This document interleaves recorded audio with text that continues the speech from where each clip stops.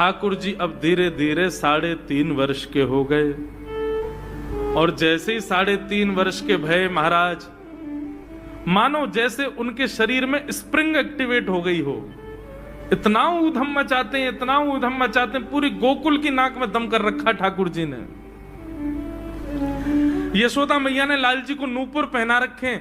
सवेरे जैसे ही ठाकुर जी उठते हैं, नूपुरों की आवाज आती है तो यशोदा मैया तुरंत रसोई घर से दौड़ के जाती है लाला के पास। लेकिन ठाकुर जी इतने चतुर हैं, यमुना तट पर जाते हैं और नूपुरों में बालू भर लाते हैं कि कल नूपुर आवाज नहीं करेंगे, सुबह उठ के हम घर से भाग जाएंगे कहीं और, मैया को पता ही ना चलेगी। ऐसा उदम मचा में अब ठाकुर जी वो लीला कर रहे हैं जिस लीला पर देवताओं को भी विश्वास नहीं हो रहा है। ऐसी लीला ठाकुर जी कर रहे हैं कि किसी को भरोसा ही नहीं हो रहा कि जगत नियंता जगदाधार ये कर सकता है। बोले ठाकुर जी क्या करते हैं? बोले ये मत पूछो क्या करते हैं, यूं कह रहे हैं क्या नहीं करते। जो माता पिता अपने बालकों को बहुत ऊधमी समझते हैं, बहुत बड़ी कृपा है ठाकुर जी की कि आपके घर ठाकुर जी जैसे ऊधमी बालक नहीं है। ऊधमों के सिरमौर हैं ठाकुर जी। कैसा ऊधम मचाते हैं? नहा धो करके ठाकुर जी सवेरे तैयार होते हैं, सबसे पहले गैयाओं के पास जाते हैं। मैया कहवे लाला नहा धो के सबसे पहले गैयान को प्रणाम करवे जा, गैयान को स्पर्श कर फिर कछु करियो। ठाकुर जी गैयाओं को प्रणाम करने जाते हैं। जैसे ही देखते हैं कि कोई गैया बैठी है, सो ठाकुर जी कहें अरे अरे मैया या गैया को आलस आ गयो, या को आलस दूर कर दूं। सो बैठी हुई गैया के ठाकुर जी सींग पकड़ लेते हैं और सींग पकड़ करके अपनी ओर खींचते हैं। दूसरी तरफ से सींग बलराम जी पकड़ लेते हैं। अब ऐसे सींग पकड़ करके ऐसे ऐसे गैया के सींग हिलाते हैं। अब बैठी रहती गैया थोड़ी देर तो कोई बात नहीं, जैसे जोर जोर से हिलाना प्रारंभ करते हैं सोई गैया खड़ी हो जाती है। और जैसे गैया खड़ी होती ठाकुर जी लटक जाते हैं सींगों से। अब ठाकुर जी को तो बढ़िया झूला बन गया, गैया की सींगन पे झूल रहे। थोड़ी देर तो गैया इधर से उधर ठाकुर जी को झुलाती रहती है, लेकिन थोड़ी देर बाद जैसे ही ठाकुर जी की पकड़ कमजोर होती है, गैया को पता चल जाए कि अब लाला गिरवे वारो है। सो गैया भी इतनी चतुर कि वो गोबर में ही जाके खड़ी हो गए। ठाकुर जी के इन्हें आगे को चल, मैं गोबर में है जाऊंगो। गैया के ना अब तो मैं यही खड़ी रहूंगी, तुम गोबर में ही गिरो। और सोई ठाकुर जी को हाथ छूट जा, मैया मैया बचाइयो, देख जे गैया मुंह को गोबर में फेंक रही है। अब मैया जब तक बचावे आवे तब तक तो लाल जी के हाथ छूट जाएं और ठाकुर जी गले गले तक गोबर के ढेर में जाके गिर जाएं। पर यशोदा मैया निकाले, कितनों सजाए लो, कितनों हे लाला तू वैसे ही कारो, ऊपर ते मैं तो को बढ़िया सुंदर बना के रखूं, लेकिन तू घूम फिर के गोबर में ही आके चौं खेले। मोकू तो लगे तू पूर्व जन्म को सूकर दीख है। ठाकुर जी मंद मंद मुस्कुरा रहे, हाँ मैया जे बरा भगवान को अवतार भयो ना, जाने पृथ्वी की रक्षा करी हिरण्याक्ष थे। भैया बोली हाँ वो मैं ही तो हतो, मैं जय जय हूं मैया, वो बरा भगवान ही जय जय, वही जय जय तेरे यहाँ लाला बन के आयो है। यशोदा मैया के बातन ने मत बनाए कर, नेक नेक बड़ो है क्यों बोलवो सीखो, ऐसी बात बनावे, जय जय बोले अपने आप पे, नावे धोवे है ना है, मुंह पहुंचे ना है, मैं जय जय हूं। ऐसी मधुर लीला ठाकुर जी कर रहे हैं। आकाश में 33 कोटि देवता ये लीला देख करके अपने नेत्रों पर विश्वास नहीं कर रहे। ऐसे मधुर ठाकुर जी। एक दिन नंद भवन में गैया ब्याह गई। जैसे ही गैया ब्याई, ठाकुर जी जैसे ही गैया ब्याती है ठाकुर जी वहीं खड़े हो जाते हैं। और बंधुओं शास्त्रों में आज्ञा है कि गाय जब ब्याह रही हो, बछड़े को जन्म दे रही हो या बछिया को जन्म दे रही हो, उस समय गैया जो होती है वो दो मुखी हो जाती है। एक मुख तो सामने है और जब जन्म देती है तो बछड़ा या बछिया उसका मुख जब बाहर आता है तो दो मुखी हो जाती है। ऐसी दो मुखी गैया की जब आप परिक्रमा करते हो तो पूरे ब्रह्मांड की परिक्रमा का फल प्राप्त होता है। तो ठाकुर जी का नियम है, नंद बाबा की उंगली पकड़ के खड़े रहे, जैसे ही गैया ब्यावे वारी हो तो बाबू सहलाते रहे, जैसे ही गैया ब्यावे वारी हो, जैसे ही बछड़ा बाहर आवे सोई ठाकुर जी वाकी परिक्रमा कर लें, परिक्रमा करके दंडवत प्रणाम करें, वाकी चरण रज को माथे से लगा में, और बछड़ा जन्म ले सो वाकू नवा में दुआ में, वाकू अपने गरे से लगा में। एक दिन ठाकुर जी जोर जोर से रोने लगे। बछड़ा जैसे ही जन्म लियो बछड़ा ने, ठाकुर जी रोने लगे। नंद बाबा शांत करा में नहीं माने, बलराम जी ने शांत करायो नहीं माने। यशोदा मैया बोले लाला का भयो, तू रो क्यों रोए? बोले मैया मेरे संग बहुत बुरा भयो। यशोदा मैया बोली कहा भयो? बोले गैया के बछड़ा ने जन्म लियो। मैया बोली तो वाह बछड़ा को मैंने मुंह खोल को देखो, वाह के सबरे दांत ने करे आए। मेरे जन्म को 3 साल है गए, अभी तक 4 ही दांत न करे मैया, वो टूट जाए, रो रहे हैं अपने दांतन को, मेरे दांत चौना न कर रहे सबरे। बाप बछड़ा के जन्म लेते सबरे दांत आ गए, मेरे दांत चौने ही आ रहे हैं। यशोदा मैया ऐसी मधुर बात सुनकर के झूठी झूठी कहती, मैया कहती लाला तू दूध ना पीवे ना, पूरे दिन मक्खन खावे, मक्खन चीकनो होवे, दांत न करे, चिकनो है कि सुई पेट में चलो जाए, तो दूध पिए कर। चोटी पकड़ के रोते मैया मेरी चोटी चौना भर रही। बाप बलराम की चोटी देखो कैसी नागिन जैसी चोटी है वाकी, और मेरी चोटी कैसी है मैया, नेक सी पतरी सी। मैया बोल लाला तू दूध ना पीवे, दूध ते चोटी बढ़े। बलराम में देखिए ऐसा जग भर के दूध पीवे। सो ठाकुर जी दूध को पात्र हाथ में ले में, अपनी चोटी खोल ले में, और फिर चोटी पकड़ करके दूध पी में, और दूध पीते पीते नापते रहे कितनी बड़ी भई की ना भई अभी। ऐसी मधुर लीला ठाकुर जी करते हैं। ऐसी लीलाएं हैं ठाकुर जी की कि उन लीलाओं को सुनकर के जो ज्ञान के मार्ग को नहीं समझ पाते, जो वैराग्य के मार्ग को नहीं समझ पाते, जो ज्ञान और वैराग्य से ठाकुर जी को प्राप्त नहीं कर पाते, वो इन लीलाओं से ठाकुर जी के हो ही जाएंगे। ऐसी लीला है। ऊधम करते हैं, ठाकुर जी चोरी करते हैं, तो जैसे ही गोपी को पता चलती है आज उसके यहाँ चोरी हुई, तो गोपी को चिंता होती है क्यों मेरा मक्खन बढ़िया नहीं था, मेरे यहाँ क्यों नहीं करी। वो स्वयं भी चाहती है कि मेरे यहाँ लाल आमे, यहाँ आके चोरी करें, क्योंकि सब गोपियां जानती हैं कि ये श्री कृष्ण कौन है, साक्षात पर ब्रह्म है। कहीं ना कहीं चित्त में उनके में ये भाव आता है कि कृष्ण पर ब्रह्म है।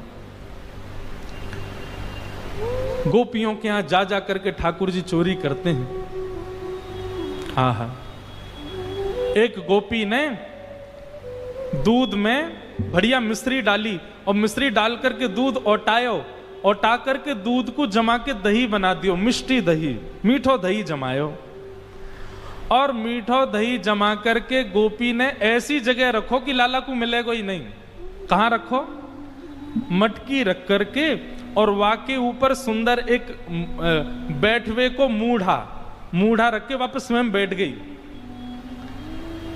ठाकुर जी आ गए। ठाकुर जी आकर बोले और भाभी जी कहा है रोए? गोपी बोली कछु ना हेरो, लाला तू कैसे आए हो यहाँ पे?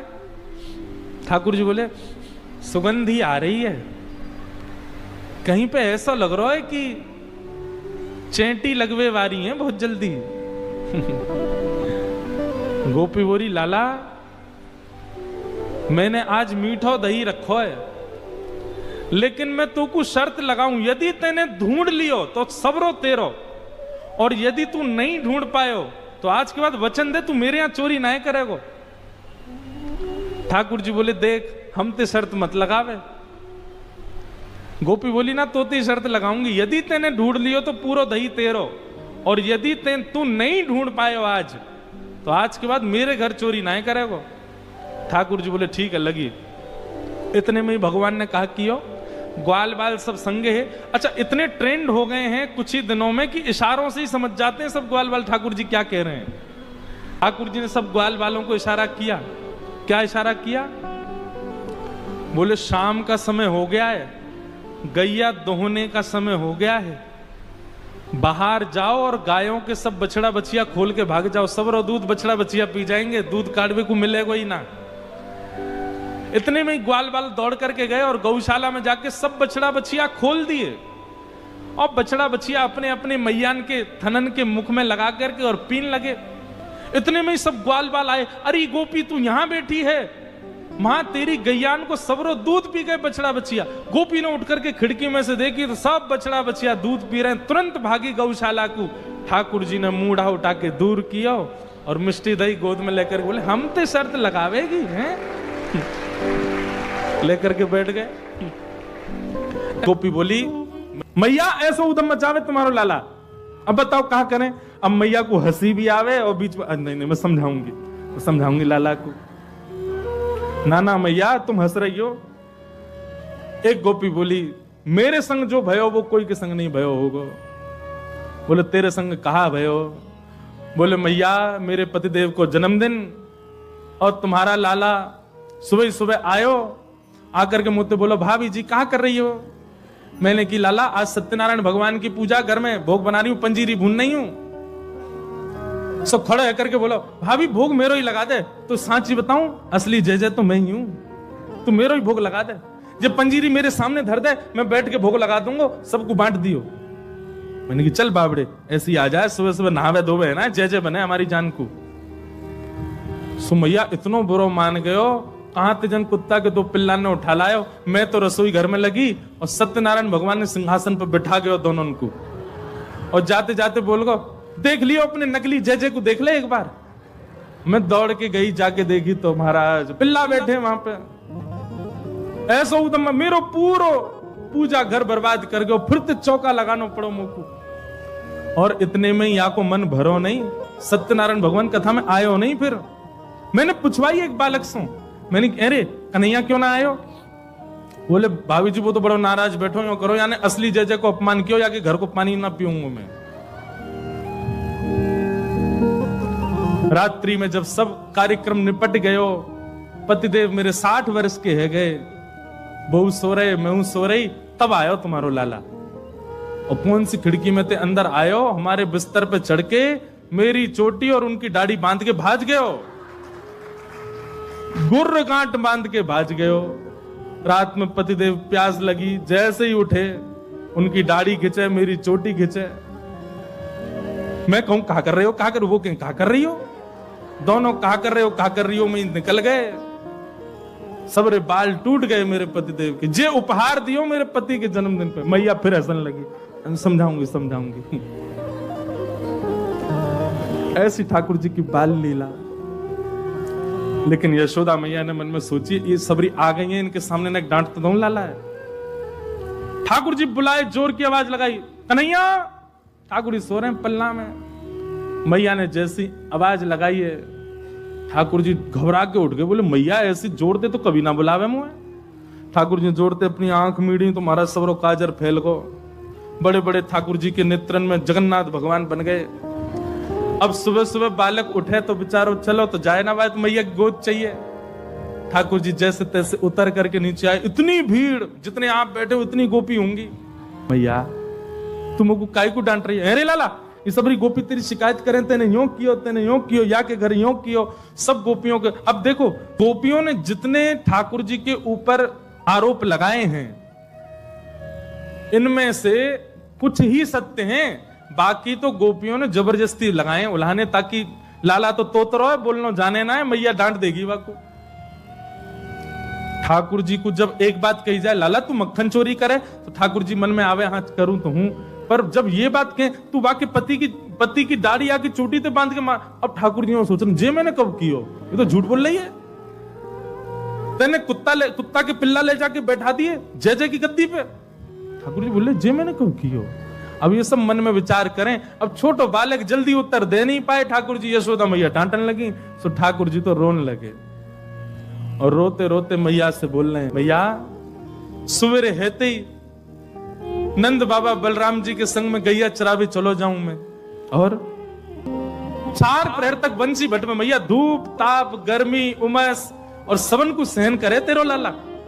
ठाकुर जी ब्लैकमेल कर रहे हैं मैया है, और बीच बीच में सिसकारी भर भर के रो रहे हैं। शाम है जाए मैया, थको हारो मैं तेरी गैयान को समेट के लेके आऊं वापस, जैसे मानो इनके बिना गैया चरेंगी ही नहीं, ऐसी बात करें। और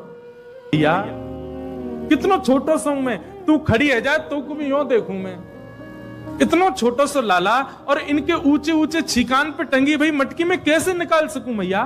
तू अपने मन से विचार कर। मैया सांची कहे तो बताऊं, मैं जब अपनी गैयान को चरा करके लौटूं तब जे गोपी जबरदस्ती मेरा हाथ पकड़ के मेरे मुंह पे मक्खन लगा के चोर चोर चोर, देखो हमारे घर से चोरी करके जा रहे हो।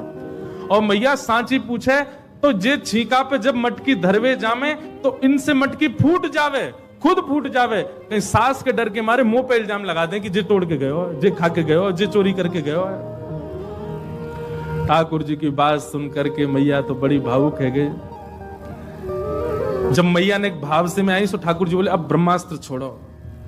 सो ठाकुर जी बोले मैया ये तो बहुत बोरी है, मैया तेरे मन में ये भावना नहीं है, इन सबन की बात सुन सुन के तेरे मन में ये भावना आ गई है, तेरे मन में कहां से आ जाएगी भावना?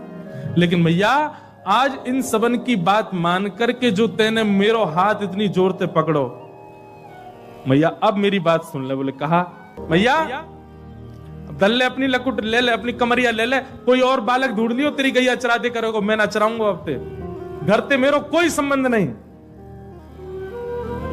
और मैया मैं तो जा रहा हूं घर छोड़ करके, अब कहीं और रहूंगा, जमुना जी किनारे साधु महात्मान के पास रह करूंगा, बाबा जी के पास रहूंगा मैं तो। नेक्स्ट से गोपाल जी जैसे ही अपने घर से निकलने लगे, छोटे से गोपाल जी छोटे छोटे चरणन से जा रहे हैं। यशोदा मैया के हृदय में तो भाव उत्पन्न है और दौड़ करके गई लाला को हृदय, अरे ना है लाला, भाजो सबरी गोपी भगा दी, सब भागो यहाँ, मेरो लाला कहीं नहीं जाएगो। नंद भवन से सुबह सुबह निकल जाते हैं और राह चलता कोई भी हो अपरिचित, यदि वो साधु है, यदि वो कोई वैष्णव है, यदि वो कोई भजनानंदी है, तो ठाकुर जी उसके पास चले जाते हैं और पास जाके पता क्या बोलते हैं, अरे तुम यहां डोल रहे हो? बोलो भैया कौन हो तुम? अरे जी सब बाद में पूछियो, हम तो यूं कह रहे तुम यहां घूम रहे हो, नंद बाबा तुम्हारी मां बात देख रहे हैं, नंद बाबा तुम्हारा इंतजार कर रहे हैं। किसी से भी? बोले काय को कर रहे हैं भैया इंतजार? अरे आपके काजे यशोदा मैया ने 56 भोग बनाए हैं और यशोदा मैया तो थाली सजा के बैठी है, आप घर जाओगे तब आपको प्रेम से प्रसाद पवाएंगे, फिर दक्षिणाओं देंगे। अरे जल्दी करो, देरी मत करो, जल्दी नंद भवन पहुंच जाओ। रोज 150 से 200 अपरिचित वैष्णव संत साधु नंद भवन आते हैं और सब आकर के कहते हैं यशोदा मैया आप हमारी प्रतीक्षा कर रही थी, लाओ प्रसाद पवाओ। यशोदा मैया बोली मैं कौन ने कही आपसे? बोले आपको लाला बोल रहा हूं कि यशोदा मैया तो ये कह रही। यशोदा मैया जैसे तैसे पवा देती, दक्षिणा देती, रात में लाला से कहती चोरे लाला तू सबनते यूं क्यों कह दे मैं प्रतीक्षा कर रही?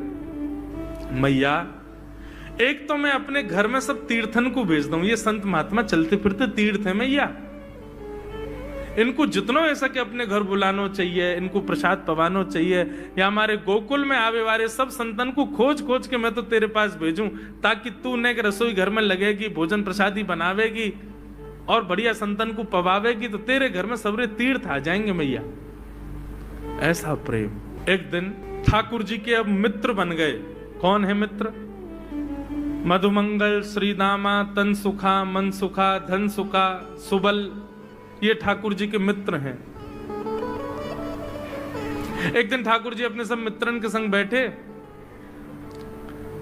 और मित्रों के संग बैठे हुए ठाकुर जी बोले भैया कल से हम लोग सब यज्ञ करेंगे। मधुमंगल श्रीदामा बोले क्यों लाला यज्ञ क्यों करेंगे? अरे नंद बाबा रोज अग्निहोत्र करें, मैंने उनसे पूछी अग्निहोत्र करवे ते कहा हुए, तो नंद बाबा बोले अग्निहोत्र करवे ते मन चाही वस्तु प्राप्त हो जाए, अग्निदेव प्रदान करें। ठाकुर जी के सब सखा बोले लाला तू काहे को करेगा अग्निहोत्र? बोले अग्निहोत्र करेंगे, अग्निदेव को प्रसन्न करके कहेंगे हमारी सुंदर सी बहू आ जाए, बस हमारा ब्याह हो जाए। अग्निदेव की प्रतीक्षा कर, अग्निदेव को प्रतिष्ठान करेंगे। सब श्रीदामा मधुमंगल 3.5 वर्ष के ठाकुर जी, सोचो 3.5 वर्ष के ठाकुर जी, सखा कितने बड़े बड़े होंगे। नेक्स्ट से सबरे सखा बैठ गए, सूखे पत्ता इकट्ठे करके अग्नि प्रज्वलित कर ली, सूखे पत्तान को चूरो बना के आपस में बांट लियो। ठाकुर जी आचार्य बन के बैठ गए और बोले सुनो मैं मंत्र बोलूंगा और जैसे ही कहूं स्वाहा सबरे डालियो, और नेक भी यदि तुमने चूक करी ना, नेक भी मैंने स्वाहा बोली और तुमने नहीं डालो तो फिर मोते मत कहियो, यदि तुम्हारी पत्नी काणी आ जाए, एक हाथे लूली आ जाए, लंगड़ी आ जाए, तो समय पर स्वाहा करना पड़ेगा। सब ग्वाल बाल बोले जो कहेगो लाला सो करेंगे, तू करवा। ठाकुर जी ओम नम नम नम स्वाहा, सब स्वाहा, सब एक संग डालते। हे श्री रामा तू देरी ते डाले, देख लियो लंगड़ी आ जाएगी तेरी बहू, अग्निदेव को प्रसन्न करो। इस प्रकार ठाकुर जी सब ग्वाल बालों के संग खेलते हैं। ग्वाल बाल बोले लाला यज्ञ तो है गयो, अब ब्राह्मणन को भोजन के काजे बुलाओ, यज्ञ के बाद ब्राह्मण भोज होना चाहिए। सोई ठाकुर जी अपने सब ग्वाल बालों की उंगली पकड़ करके पूरे गोकुल में जाते हैं, ब्राह्मणों के घर जाकर के कहते हैं आज नंद भवन में बढ़िया उत्सव भयो है, बढ़िया यज्ञ भयो है, भोजन के काजे शाम को आपको परिवार सहित आनो है। सबन को निमंत्रण दिया मैं। अब महाराज नंद भवन से जब निमंत्रण आता है तो ब्राह्मण लोग ब्राह्मणी से कहते हैं कि आज चूल्हा मत जलाना। क्यों? अरे नंद भवन में भोजन की सूचना मिलती है तो 3 दिन से भूखे रहते हैं ब्राह्मण। क्यों? इतना खवाएंगे नंद बाबा, इतना खवाएंगी यशोदा मैया कि पेट भर जाएगा, 2 दिन तक भूख भी ना लगेगी, इतना भोजन करना पड़े। ए ब्राह्मणी चूल्हा मत जलाई, और सुन नमक को पानी और दे दे। नमक को पानी पी पी करके भूख बढ़ाते हैं अपनी। बोले शाम को जाएंगे और बढ़िया चकाचक महाराज 56 भोग पाएंगे। शाम का समय हुआ, सैकड़ों हजारों ब्राह्मण आकर के नंद भवन के बाहर खड़े हो गए। यशोदा मैया ने अटारी से जैसे ही देखा इतने सारे ब्राह्मण, यशोदा मैया उतर करके आई, बोली आओ भगवान पधारो, सबन को जय श्री कृष्ण, सबन को प्रणाम। जे बताओ आज मेरे द्वार पर आप सबन को एक साथ आने को कारण कहा है? किसी को निमंत्रण देकर के और फिर पूछो कारण क्या है, बड़ा अजीब लगता है। किसी को आपने बुलाया भोजन पे, वो बेचारा आ गया, फिर आप कहो बताओ भैया कैसे आए, कितना अजीब लगे। ब्राह्मण बोले मैया तुम हम तो पूछ रही हो या बात है? अरे सवेरे तो भूखे प्यासे बैठे हैं, जल्दी भोजन पवाओ। आपके यहाँ यज्ञ भयो, यज्ञ की पूर्ण आहुति की प्रसादी पावे आए हैं, और काई क्यों आए हैं? यशोदा मैया बोली कौन सा यज्ञ, कब भयो यज्ञ, कौन सी पूर्ण आहुति? ऐसा कछु ना भयो हमारे यहाँ, आप लोगन को कोई गलत जानकारी मिली है, कौन ने कही आपसे? ब्राह्मणों के नेत्रों में आंसू आ गए। बोले मैया एक तो हम सवेरे से भूखे, ऊपर से ब्राह्मणी से मना और करे आए कि तू चूल्हा मत जलाइयो। ब्राह्मणी भी बात निहार रही है कि डिब्बा में लेके आएंगे हमारे काजी भी भोजन। खाली हाथ गए तो ब्राह्मणी डांटेगी अलग। मैया तेरो लाला सवेरे सवेरे आयो और सब ग्वाल बालन के संग आके हमसे कह के गयो यज्ञ भयो, यज्ञ की पूर्ण आहुति में भोजन करवे सबन को आनो है, हम तो यही मारे चले आए। यशोदा मैया बोली या लाला ते कैसे बचूं मैं, पूरे दिन कम से कम 2-2.5 हजार लोगन को निमंत्रण ऐसे ही देते रहे। यशोदा मैया बोली आपकी व्यवस्था करूं, लेकिन पहले या लाला को तो देखूं मैं, है कहां ये? नंद भवन के पीछे बगीचा में ठाकुर जी अपने सब ग्वाल बालन के संग खेल रहे। यशोदा मैया गई, जाकर के बुलाए, ए लाला ओ कन्हैया यहाँ पे आ। ठाकुर जी ने जैसी देखी यशोदा मैया बुला रही है, लेकिन यशोदा मैया के संग जे कौन खड़े हैं? ए श्री दामा मधुमंगल। बोले हाँ ये तो सांची में आ गए सबरे ब्राह्मण, हम तो ऐसे खेल खेल में निमंत्रण दे के आए इनको। मैया बहुत मारेगी भैया, मैं अकेलो नहीं जाऊंगा, तुम भी चलो मेरे संग। यदि मुंह में एक थप्पड़ पड़ो तो तुम मुंह पड़वाऊंगा। मैया बहुत मारेगी आज। और मधुमंगल श्रीदामा जबरदस्ती उनको हाथ पकड़ के ठाकुर जी ले गए। हाँ मैया बता कहा कह रही? अरे लाला जो जो बड़ो है तो जा रहा हो, तेरे उधमन की सल ना है पड़े। कहा कियो तेने? बोले कहा कियो मैंने। ये सब कौन है? मोह का पतो कौन है? मैं ना जानू मैया इन्हें। बोले जे सब रे ब्राह्मण है हमारे गोकुल के, और सब यूं कह रहे हैं तेने इनके घर जाके इनको सबन को निमंत्रण दियो, यूं कहीं हमारे यहाँ यज्ञ भयो आकर के आप सबन को भोजन पानो है। मैया तेरी सौगंध खा के कह रहा हूं, मुझको तो जीव ना पता इनको घर कौन सी गली में। झूठ बोल रहे हैं सब रे, मैंने निमंत्रण ना दियो। ब्राह्मण सब बोले मैया देखो कैसो सफेद झूठ बोल रहे हैं आपके आगे। मैया बोली सच बता तेने निमंत्रण क्यों दियो? तब ठाकुर जी बोले मैया बताऊं? बोले बता। बोले हम खेल खेल को यज्ञ कर रहे, वाह यज्ञ में सामग्री नहीं, वाह यज्ञ में मंत्र बोलवे वाले भी ना है, वाह यज्ञ में कोई ब्राह्मण भी ना हो, हम आपस में ही सब यज्ञ कर रहे। भाई यज्ञ के बाद ये मधुमंगल बोलो ब्राह्मण भोजन होना चाहिए, तो हमने इन ब्राह्मणों को न्योता दे दियो। मैया बोली अब ये ब्राह्मण आगे कहाँ पवाऊं? बोले मैया देख सीधी बात है, या में ज्यादा चिंता करवे की कोई बात ही ना है।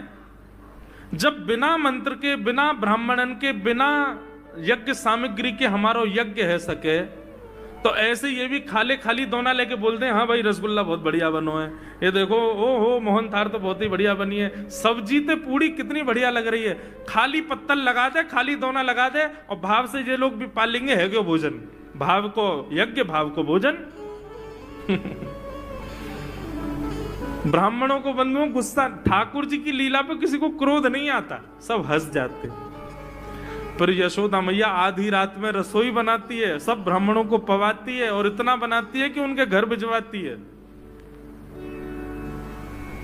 मैया बोले लाला इतना काम करावे। बोले मैया तू बैठी बैठी ना मोटी है गई है, या हमारे मुंह को लगे, तू पूरे दिन लगी रहकर रसोई में कचू कचू बनाती रहकर। ऐसी ठाकुर जी की मधुर लीला। अगले दिन ठाकुर जी सवेरे उठे और देखने लगे यशोदा मैया देख तो नहीं रही, और ठाकुर जी चुपचाप गए महाराज जहां पर सारे मक्खन दूध दही रखे, वहां पहुंच गए गौरस भंडार में। और गौरस भंडार में एक मटकी के ऊपर से ढक्कन हटाए करके जैसे ही ठाकुर जी ने हाथ बोर के पानो प्रारंभ किया, सामने एक खंबा था, उसमें मणि लग रही थी। आज पहली बार 3.5 वर्ष की आयु में ठाकुर जी ने अपना प्रतिबिंब देखा। ठाकुर जी ने जैसे ही प्रतिबिंब में अपने रूप को देखा, अपने रूप को देख करके ठाकुर जी बोले हो तू भी आयो यहां चोरी करवे? अपने आप से ही बात कर रहे हैं ठाकुर जी। अरे मैंने कही तो हती अपने अपने घर में चोरी करनी है, तू दारी के मेरे घर में आगो चोरी करवे? ठाकुर जी अपने प्रतिबिंब से बात कर रहे हैं। अब गौरस भंडार में ठाकुर जी की आवाज गूंज रही थी, और वो गूंजते हुए रसोई घर में जा रही थी। रसोई में मैया ने सुनी, बोले ये लाला कहां थे बोल लो है, उठ गयो कन्हैया? मुझको पतो भी ना चली, नूपुरन की आवाज ना आई। मैया दौड़ करके गई तो देखा ढूंढते ढूंढते गौरस भंडार में ठाकुर जी अपने प्रतिबिंब से बात कर रहे हैं। कितनी सुंदर झांकी है ठाकुर जी की। ठाकुर जी मक्खन पा रहे हैं। बोले अच्छा अब आ तो गयो है यहां पे, लेकिन सुन चुपचाप चोरी करके भाग जाइयो, मेरी मैया बहुत मारेगी तो को। बाकू यदि पतो चल गई तू चोरी कर रहा है तो को उखलते मान देगी, मेरी मैया बहुत मारेगी, चुपचाप चोरी कर और निकल ले आते। ठाकुर जी चोरी की बात कर रहे थे, यशोदा मैया ने पीछे से सुनी, लाला ओ कन्हैया। ठाकुर जी घबरा गए, मैया कैसे आ गई? हाँ मैया कौन से बात कर रहे हो तू? अरे मैया देख हमारे घर में चोर घुसायो है। अपने प्रतिबिंब को दिखा करके ठाकुर जी कह रहे हैं देख मैया हमारे घर में चोर घुसायो, जे चोरी कर रहे हो हमारे यहाँ के मक्खन की, तुम्हें यहाँ को पकड़वे आयो हूं। नन्हे से गोपाल जी, बहुत मधुर लीला। मैया हंस भी रही है और क्रोध भी कर रही। बोले अच्छा जो चोरी कर रहे हो? बोले हाँ। चल याकू तो मैं पकड़ लूंगी, लेकिन जे बता तेरे हाथ में मक्खन कैसे लगो? तू तो याकू पकड़वे आयो ना। अब मैया याकी मैं कहा बताऊं, तेने मेरे हाथ में पद्म राग के ऐसे ऐसे बढ़िया कंगन पहना रखे हैं, कड़ूला पहना रखे हैं सोने के। जब मैं धूप में निकलूं ना तो धूप की किरण से मुंह को बहुत जलन है जाए हाथ में। तो कल मेरे सखा मधुमंगल ने मुझसे कही, बोले लाला जे जलन तेरी दूर रह जाएगी, तू मक्खन में हाथ बोर लियो अपनो, सोई तेरी जलन दूर रह जाएगी। या हमारे मैया जलन हटावे के काजे मैंने हाथ बोरो है। मैया बोली अच्छा चल लाला यहां तो तेरे जलन है रही, और यहां पे यहां मक्खन कैसे लगो? ठाकुर जी बोले मैया मैं अपनी जलन दूर कर रहा हूं, इतने में जन कहां थे एक मक्खी आके मेरे मुंह पे बैठ गई। बाकू उड़ावे के काजे मैंने जैसे मुंह पे हाथ किया सो मक्खन मेरे मुंह पे लग गो। मैया मैया बोली लाला तू चोरी भी करन लगो और अब झूठ भी बोलन लगो मुझसे। ठाकुर जी ने ग्वाल वालों से कहा भैया मिशन फेल हो गया, घर में तो चोरी नहीं कर पाए हम, अब दूसरे इनके घर में दावे बोलो। एक दिन महाराज ठाकुर जी का जब आतंक खूब बढ़ गया गोकुल में, सब गोपियों ने जाकर के मैया से शिकायत करी, बोले मैया अपने लाला को संभाल लियो, नहीं तो काउदना हम देख लेंगी और फिर हमसे मत कहियो कि तैने मेरे लाला से यूं क्यों कही। मैया बोली कहा क्यों मेरे लाला ने? गोपी बोली ये बस सुन लो और यूं बताइयो कहा ना करे तुम्हारो लाला। देख वे में 3.5 बरस को है, बाकी पेट में इतनी बड़ी बड़ी दाढ़ी है, बाकी मतलब बलवान है कि सब जानकारी है या कुछ छोटो बालक मत समझियो। गोपियों ने जाकर के अपनी अपनी दुख दर्द सुनाए मैया को। मैया बोली अरे भैया मेरे लाला को मक्खन की कोई कमी थोड़ी है, मेरे लाला को दूध की कोई कमी थोड़ी है, मेरो लाला चाहे तो मक्खन से नहावे, दूध में नहावे, इतना मक्खन दूध दही मेरे घर पे, तुम्हारे यहाँ क्यों चोरी करेगो? अरे कई बार बालकन को अपने घर को भोजन बढ़िया ना लगे, दूसरे के घरन को बढ़िया लगे, अगर बार ने तुम्हारे यहाँ की नेकात मक्खन खा लिया तो वहां इतना रो क्यों रही हो? मैया आपको अपनो लाला बहुत सीधो लगे ना, हम बताएं कहा करे तुम्हारो लाला? स्वयं खावे हमको कोई दिक्कत नहीं, लेकिन या की एक पूरी मंडली है और पूरी रजिस्टर्ड मंडली है, बाल गोपाल चौर प्रचार प्रसार मंडल, ये घर घर जाके चोरी करते हैं। और मैया तुम्हें कहा बताऊं, जैसे ही कोई गोपी के नयो बालक होवे ना तो तुम्हारो लाला पूरे मंडल के साथ आवे और वह लाला के सिर पे हाथ धर के, छोटे से बालक के सिर पे हाथ धर के बस 1 वर्ष की प्रतीक्षा, फिर तुम भी हमारी मंडली में आ जाओगे। पूरे गोकुल में भय है तुम्हारे लाला को, स्वयं खावे, ग्वाल बालन को खवावे। मैया यहां तक भी बात समझ में आवे, ग्वाल बालन को खवावे, यो नहीं कि नेकाद मक्खन बच जाए तो रहम करके हमारे काज छोड़ जाए, वाकू बंदरन को खवा दे। यशोदा मैया आश्चर्यचकित होकर सुन रही है, बोले ये नेक्सो लाला ये करे? बोले हाँ मैया। भी बोली मैया अगर चोरी करे तो दिक्कत, और यदि किसी कारण से हमने लाला को रोक दियो, चोरी नहीं कर पाए हमारे घर, तो हमारे रोने क्यों? बोले चूल्हा में ते कोयला लेके आवे और वह घर के बाहर हवा बना जाए, और यूं के अब जब तक या घर से मक्खन नहीं मिलेगा या के घर के लोग भूखे रहेंगे, और इन लोगों को भोजन छुड़वाने की जिम्मेवारी हमारी। बोले कहा करे फिर? बोले मैया भोजन बनना होगा, चूल्हे पे भोजन रखो रे, तो ग्वाल बाल सब ताकते रहे कब भोजन बनने को समय आवेगो। जैसे ही कछु और काम करवे के काजे गोपी ने कुट के जावे तो कहो तो बाकी कढ़ैया में खूब सारो पानी डाल जाएंगे, सब्जी ना बन पावेगी, आटे में नमक फेंक जाएंगे। ये बात जैसे ही यशोदा मैया ने सुनी, बोले नहीं नहीं नहीं नहीं, झूठ बोल रही हो, मेरो लाला ऐसा ना कर सके।